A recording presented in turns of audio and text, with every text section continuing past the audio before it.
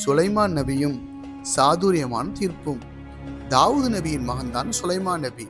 இவர்கள் இருவரும் நபியாகவும் மன்னராகவும் இருந்தனர். இவர்கள் மன்னர் என்பதால் புது புது பிரச்சனை இவர்களிடம் வருவதுண்டு. இவர்களை சுலைமான் நபி மிகவும் நுட்பமாகவும் பிரச்சனைகளை ஆராய்ந்து தீர்வு கூறுபவராகவும் இருந்தார்கள். இதற்கு ஒரு உதாரணத்தை காணலாம். தாவூது நபியிடம் இரு சகோதரிகள் குழந்தை சம்பந்தமான ஒரு பஞ்சாயத்து வந்தது.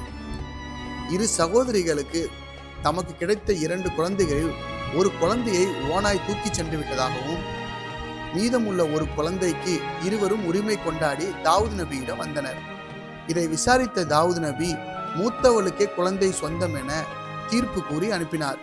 இதை அறிந்த சுலைமான் நபி தம் பணியாட்களிடம் கத்தியை கொண்டு வாருங்கள், இந்த குழந்தையை 2 கூறாக கிழித்து இருவருக்கு பிரித்து கொடுப்போம் என்று கூறினார்.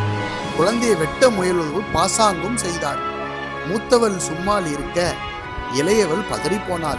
வேண்டாம் வேண்டாம், குழந்தை அவளிடமே இருக்கட்டும் என கூறினார். சுலைமான் நபி உடனே குழந்தையின் உண்மையான தாய் இளையவள் தான் என்பதை உணர்ந்து அவளுக்கே குழந்தை சொந்தம் என தீர்ப்பு வழங்கினார்.